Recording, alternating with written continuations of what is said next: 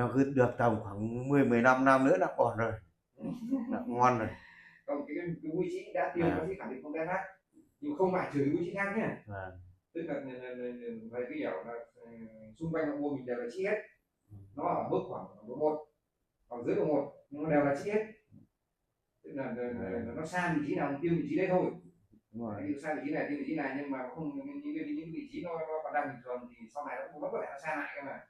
Đấy thì không kiểm soát đâu. Tái phát là tái phát chỗ đấy chứ không phải là tái phát ở cái vị trí viêm. Tưởng tượng như quả bầu như con ong châm ấy, có hai quả bầu, một quả bầu con ong châm ấy, quả bầu con ong châm chắc chắn là không phát triển nữa, nhưng quả bầu không có ong châm thì nó vẫn phát triển bình thường, có phải là tiêm được toàn bộ có một môn đâu. Đúng rồi.